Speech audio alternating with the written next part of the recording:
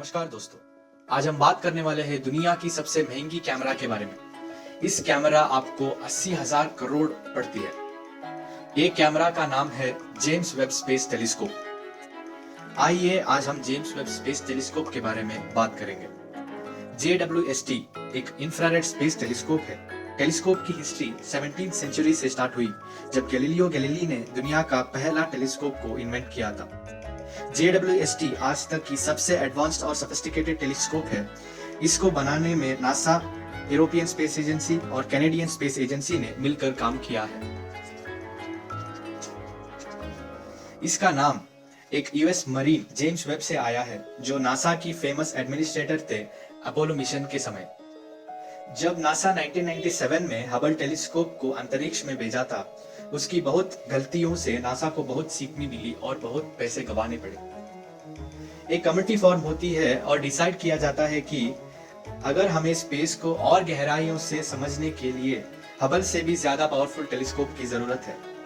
$1 billion का budget दिया जाता है, जो 800 करोड़ की है, और 10 साल का समय भी दिया जाता है इस टेलीस्कोप को कंस्ट्रक्ट करने के लिए। पहला डिसीजन इस टीम ने ये लिया था कि टेलीस्कोप इंफ्रारेड वेव्स की ही बननी चाहिए। इंफ्रारेड वेव्स हमारी इलेक्ट्रोमैग्नेटिक स्पेक्ट्रम की 7 वेव्स में से एक है। इसका वेवलेंथ विजिबल लाइट से ज्यादा होती है। विजिबल लाइट सिंपल भाषा में जो भी हम चीजें देखते हैं वो विजिबल लाइट के ही कारण है। इंफ्रारेड वेव्स गर्म या कोल्ड चीजों से इमिट होती है। बेस्ट एग्जांपल है नाइट विजन गॉगल्स। इंफ्रारेड इसीलिए चूज किया गया था कि साइंटिस्ट को हबल से भी ज्यादा पावरफुल टेलीस्कोप बनाना था। ज्यादा पावरफुल का मतलब है ज्यादा दूर देखना। ये इंफ्रारेड से ही पॉसिबल था क्योंकि इंफ्रारेड का वेवलेंथ बड़ा है। वो बहुत दूर तक ट्रैवल कर सकता है। जैसे कि बहुत बड़े पैर होने वाला व्यक्ति बहुत दूर चल सकता है आसानी से। अभी हमें रेड शिफ्ट के बारे में बात करना जरूरी है। वेव्स जब स्पेस में बहुत दूर से आते हैं तो उसका एनर्जी और उसका फ्रीक्वेंसी कम होता है और उसका वेवलेंथ ज्यादा। इसे रेड शिफ्ट कहते हैं। जो भी लाइट विजिबल लाइट के फॉर्म में आते हैं, स्पेस की वजह से इंफ्रारेड लाइट बन जाता है। इसको डिटेक्ट करने के लिए हमें इंफ्रारेड टेलीस्कोप ही चाहिए। एक सिंपल एग्जांपल से समझते हैं। एक एरोप्लेन उड़ने के लिए उसका वेट बहुत ही कम रहना बहुत जरूरी है। जैसे एरोप्लेन उड़ता है, उसके अंदर रहने वाला फ्यूल खत्म होती जाती है, जिससे एरोप्लेन की वेट कम होती है और एरोप्लेन की स्पीड बढ़ जाती है। इसी तरह जब वेव्स स्पेस में ट्रैवल करते हैं, उसका एनर्जी और फ्रीक्वेंसी कम होने के कारण उसका वेवलेंथ ज्यादा हो जाता है। यही 2 रीजंस के कारण साइंटिस्ट्स ने चूज किया कि हम टेलीस्कोप इंफ्रारेड की ही बनाएंगे। दूसरा डिसीजन ये लिया गया था कि टेलीस्कोप स्पेस में ही काम करनी चाहिए, और स्पेसिफिकली L2 पॉइंट। L2 एक लैग्रांज पॉइंट है। हमारे सूरज और अर्थ के बीच ऐसे 5 लैग्रांज पॉइंट होते हैं जहां दोनों की ग्रेविटी इक्वल होती है। लोकेशन के अनुसार कैरेक्टराइज किया गया तो 2 टाइप के टेलीस्कोप आते हैं। पहला जो सरफेस में होते हैं, दूसरा जो स्पेस में अर्थ को ही रिवॉल्व करते हैं। JWST को सरफेस में नहीं रखा क्योंकि वो एक इंफ्रारेड टेलीस्कोप है। हमारे एटमॉस्फेयर से होके आने वाले वेव्स 90% एटमॉस्फेयर में ही एब्जॉर्ब हो जाते हैं। एटमॉस्फेयर में रहने वाले कार्बन डाइऑक्साइड और मीथेन इंफ्रारेड लाइट को बहुत इजीली एब्जॉर्ब कर देते हैं। इससे सरफेस में डाटा इतनी एक्यूरेट नहीं आ सकती। स्पेस में हबल जैसे एक ऑर्बिट में क्यों नहीं है जेम्स वेब? इसका आंसर है जेम्स वेब एक बहुत ही सेंसिटिव इंफ्रारेड टेलीस्कोप है। अर्थ, सूरज और मून ये तीनों बहुत ही बड़े इंफ्रारेड लाइट एमिटिंग ऑब्जेक्ट्स हैं। इससे जेम्स वेब टेलीस्कोप में डाटा करेक्टली नहीं आएगी। इसीलिए अर्थ से 1.5 मिलियन किलोमीटर दूर L2 पॉइंट में टेलीस्कोप को रखा गया है। टेलीस्कोप को काम करने के लिए सनलाइट की बहुत जरूरत है, जो एनर्जी सोर्स की तरह काम करती है। लेकिन L2 पॉइंट हर बार अर्थ की शैडो से घिरी हुई रहती है। इस प्रॉब्लम को सॉल्व करने के लिए साइंटिस्टों ने ये दिमाग लगाया कि टेलीस्कोप को L2 पॉइंट की चक्कर लगानी चाहिए। लेकिन एल्टो पॉइंट में कुछ है ही नहीं, वो कैसे एल्टो पॉइंट को चक्कर लगाएगा। इसीलिए टेलीस्कोप के अंदर 20 थ्रस्टर्स है जो अर्थ और सूरज की ग्रेविटेशनल पावर को यूज करके एल्टो पॉइंट को रिवॉल्व करता है। एक बहुत ही कॉम्प्लेक्स कंप्यूटिंग पावर है इस टेलीस्कोप में, जो हर सेकेंड उसका पोजीशन डिटेक्ट करके थ्रस्टर्स के यूज से अपना पोजीशन चेंज करेगा। इससे ये प्रॉब्लम है कि ये टेलीस्कोप लाइफ टाइम वर्क नहीं कर सकती। इसका एक लाइफ साइकिल है, जैसे कि हमारा बैटरी का सेल है, इसका लाइफ साइकिल 10 ईयर्स है। साइंटिस्ट मानते हैं कि ये 20 ईयर्स तक एक्सटेंड कर सकती है। देखते हैं मिशन कैसे है। इस मिशन का डेवलपमेंट 1997 से ही स्टार्ट हुआ था, लेकिन इसको प्रिपेयर करना और इसका प्लानिंग के लिए बहुत टाइम लग गया। 2000s में जब इसका डेवलपमेंट स्टार्ट हुआ, इसका कंप्लीशन 2016 तक कंप्लीट हुआ।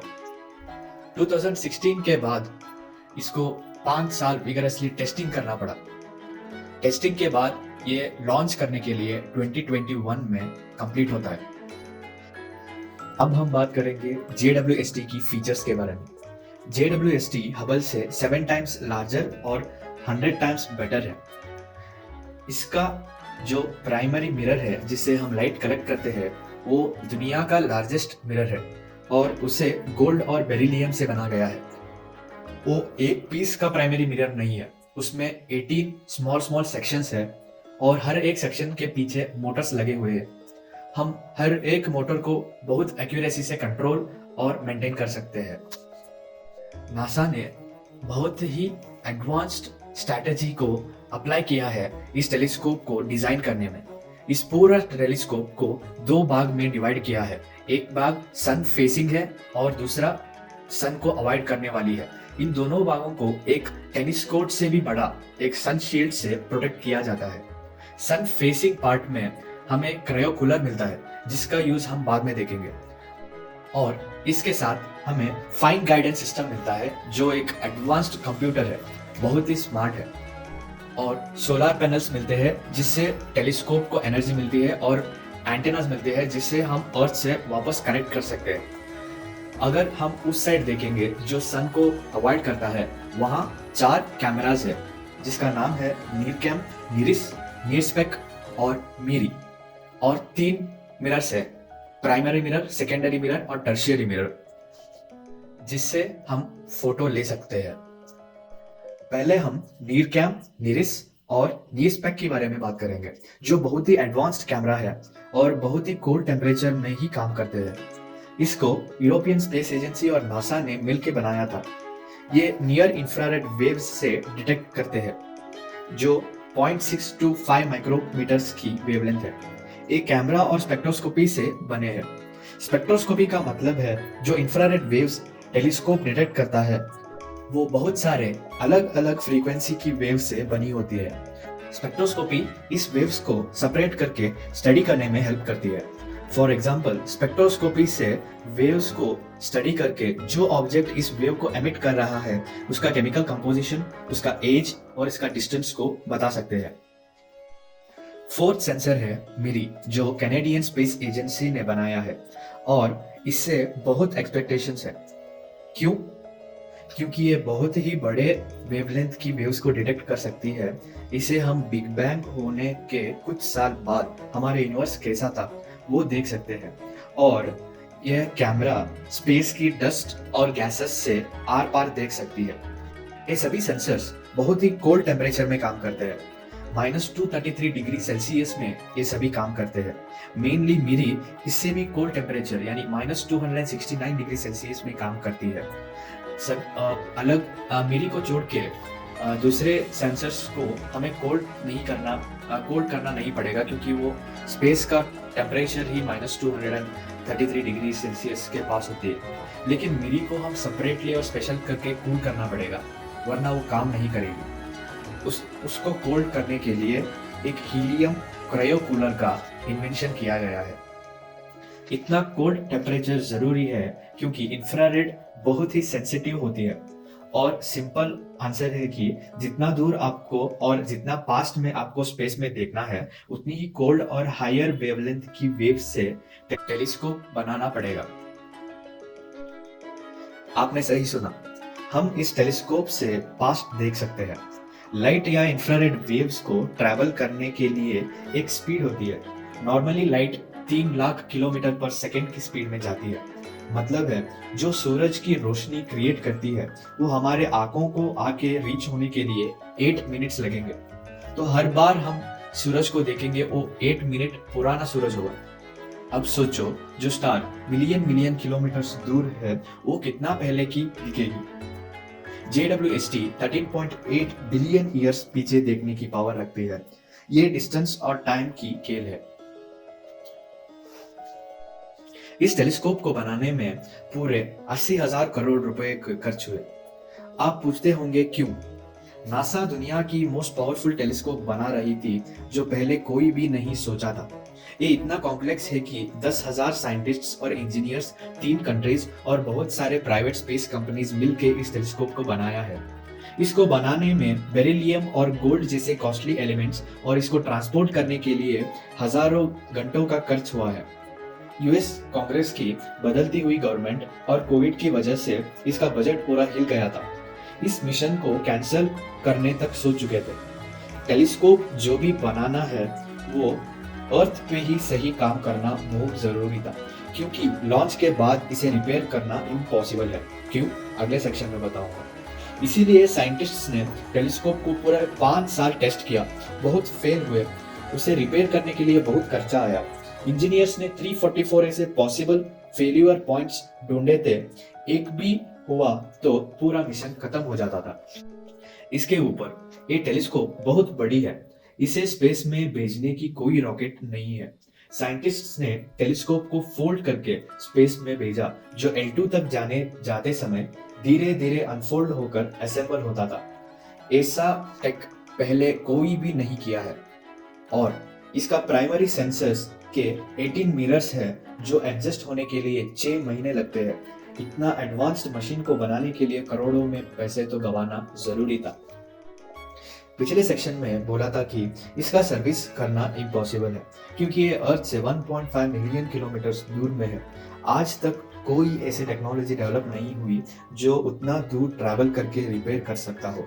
अगर करना भी पड़े तो ये बहुत महंगा पड़ेगा। अंत में हम ये सब क्यों कर रहे हैं?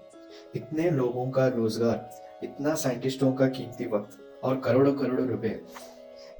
इसका 4 रीजन है। पहला, बिग बैंग के बाद जन्मे हुए स्टार्स और गैलेक्सीज की लाइट को ढूंढना। सेकेंड, गैलेक्सी कैसी जन्म लेती है और कैसी ग्रो करती है उसको स्टडी करना। थर्ड, स्टार्स और प्लैनेट्स कैसे बनते हैं इसको स्टडी करना। फोर्थ, हर एक प्लैनेट को स्टडी करना जिसमें लाइफ होने की चांसेस है। अब हम आ गए हैं वीडियो के अंत, एक रैपिड फैक्ट राउंड में। पहला फैक्ट, इस टेलीस्कोप ने जुपिटर के मून यूरोपा में वाटर को खोज चुका है। इसका स्ट्रक्चर सिर्फ 350 केजी है और 6.5 टन की वेट को ये सपोर्ट कर सकता है, जो एक ग्राफाइट कंपोजिट मटेरियल से बना हुआ है। मिशन को 11 साल कंटिन्यूअसली पोस्टपोन करना पड़ा और उसका बजट 10x राइज हुआ है 2021 तक।